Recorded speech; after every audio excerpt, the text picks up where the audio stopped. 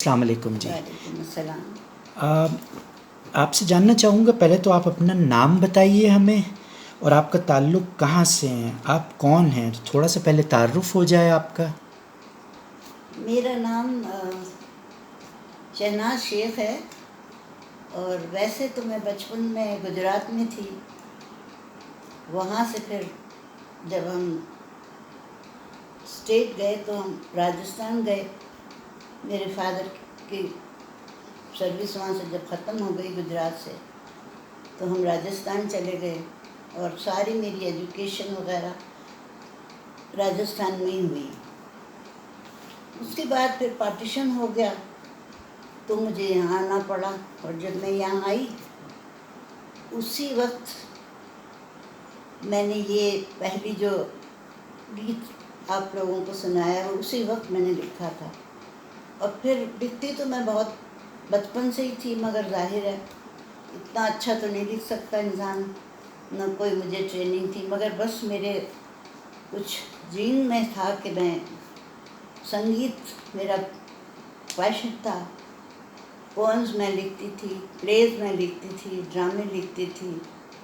और क्योंकि कल्चर में मेरा हिंदुओं का बहुत असर रहा है, हिंदुओं के साथ बहुत उठना बैठना था, तो मैंने बहुत से ऐसे ड्रामे भी लिखे हैं जिसमें हिंदुओं की जैसे धार्मिक त्यौहार होते हैं, दिवाली, दशहरा, होली, इनमें भी मैंने ड्रामे लिखे और गीत भी लिखे इनके साथ साथ। और ये जो अलग से मैंने गीत अभी आप लोगों को पेश किया था, वो तो मेरा अपना कुछ ऐसी जज्बात थे जो मैं सात सुरों में बह गई और मैंने वो लिखा। अब जो मैं ये गीत सुनाने जा रही हूँ, इसमें शब्दों पे तकरार है और एक ऐसी कल्पना है जिसको आप इमेजिन कर सकते हैं। तो सुनिए।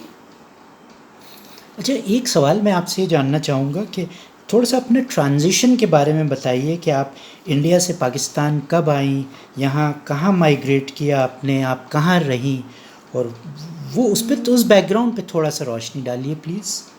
वैसे तो मैं आई थी 47 में भी, जब कि पार्टीशन हुआ उस वक्त, मगर कुछ यहाँ पर समझ नहीं आई बात, ज़्यादा अरसे रह नहीं सकी, मुझे वापस जाना पड़ा कुछ मजबूरियों के तहत। और जाहिर है मेरा पूरा ख़ानदान तो यहाँ नहीं आया था, सिर्फ मेरे फादर, मैं और मेरी अम्मी आई थी।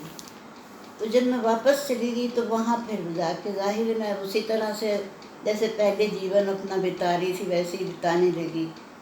संगीत का शौक़ था, संगीत सीखा, डांस का शौक़ था, क्लासिकल डांस सीखा, और इसी तरह से आर्ट्स में मैं हिस्से लेती रही।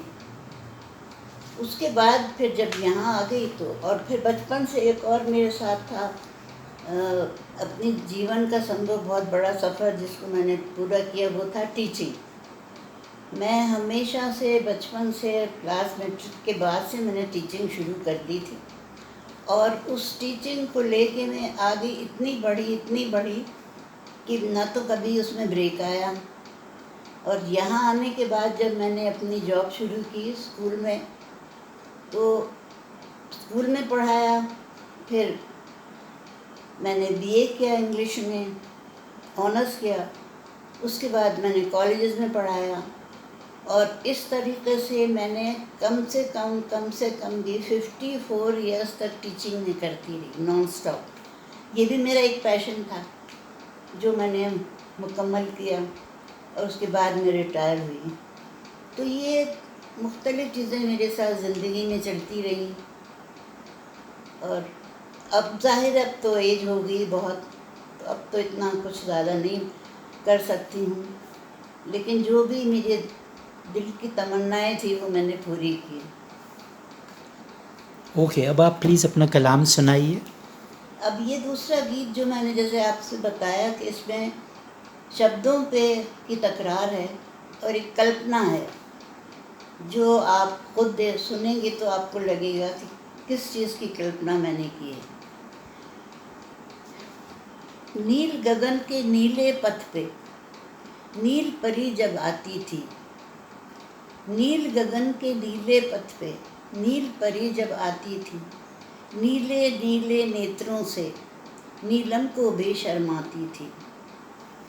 निंद्रा से जब नैन खुले तो बरसन मेघ चले आए, निंद्रा से जब नैन खुले तो बरसन मेघ चले आए।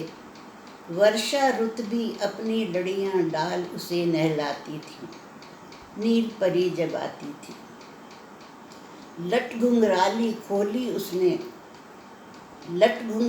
खोली उसने काली घटा घिराती थी। मंद मुस्कान को देख के उसकी रात भी दिन हो जाती थी, नील परी जब आती थी। रात पहली रूप परी का देख बहुत घबराती थी, रात पहली रूप परी का देख बहुत घबराती थी।